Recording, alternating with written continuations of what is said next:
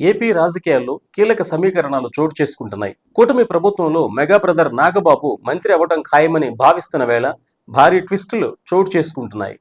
MLA కోటాలో కూటమి నుంచి 5 ఎమ్మెల్సీలు ఖరారు దాదాపుగా కొలిక్కి వచ్చింది. ఈ క్రమంలో నాగబాబుకు మంత్రి పదవి లేనట్లుగానే కనిపిస్తుంది.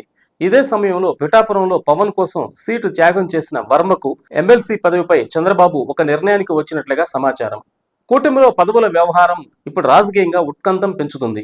ఏపీలో ఎమ్మెల్యే కోటాలో 5 ఎమ్మెల్సీల స్థానాలకు ఎన్నికల నోటిఫికేషన్ విడుదలైంది. కూటమికి 5 స్థానాలు దక్కనున్నాయి. ఈ 5 స్థానాల్లో ఇప్పటి వరకు జనసేన నుంచి నాగబాబు ఖాయమని అందరూ భావించారు. అనూహ్యంగా నాగబాబు ఎమ్మెల్సీ రేస్ నుంచి తప్పుకుంటున్నారని ఒక సమాచారం.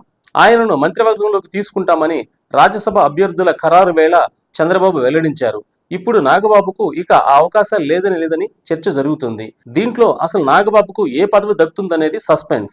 ఇక 5 స్థానాలకు ఎమ్మెల్సీల ఎంపిక ఒక కొలిక్కి వచ్చినట్లుగా సమాచారం. కూటమికి దక్కే 5 స్థానాల్లో జనసేన, బీజేపీ ఒక్కొక్క స్థానం కోరుకున్నాయి. చంద్రబాబుతో పవన్ ఇదే అంశంపై చర్చించారు. నాగబాబు రేసు నుంచి తప్పుకోవడంతో జనసేనకు ఛాన్స్ లేదని చెబుతున్నారు. బీజేపీకి ఒక సీటు దక్కనుంది. టీడీపీకి దక్కే 4 స్థానాల్లో పిఠాపురం నుంచి గత ఎన్నికల్లో పవన్ కోసం సీటు త్యాగం చేసిన వర్మకు ఎమ్మెల్సీ సీటు ఖాయమైనట్లుగా విశ్వసనీయ సమాచారం. అదేవిధంగా సామాజిక సమీకరణాలకు ప్రాధాన్యత ఇస్తూ మిగిలిన సీట్ల విషయంలో ప్రతిపాదనలు సిద్ధమయ్యాయి. ఎమ్మెల్సీ పదవులు ఆశిస్తున్న ఆశావహులు తమ వంతు ప్రయత్నాలు చేస్తున్నారు.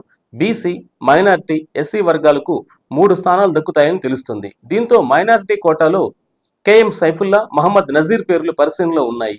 తుది జాబితాలో ఇక బీసీ కోటాలో బీదా రవిచంద్ర, బుద్దా వెంకన్న పోటీలో ఉన్నారు. అలాగే దేవినేని ఉమ్ముకు అవకాశం పైన చర్చ జరుగుతుంది. ఎన్నికల ముందు వైసీపీ ఎమ్మెల్సీగా ఉన్న జంగా కృష్ణమూర్తి రాజీనామా చేశారు. చంద్రబాబు హామీ మేరకు ఇప్పుడు ఆయనకు పదవి ఖాయమని భావిస్తున్నారు. దీంతో చివరికి ఈ 3 స్థానాలు ఎవరికి దక్కుతాయనేది కూటమిలో ఉత్కంఠంగా మారుతుంది.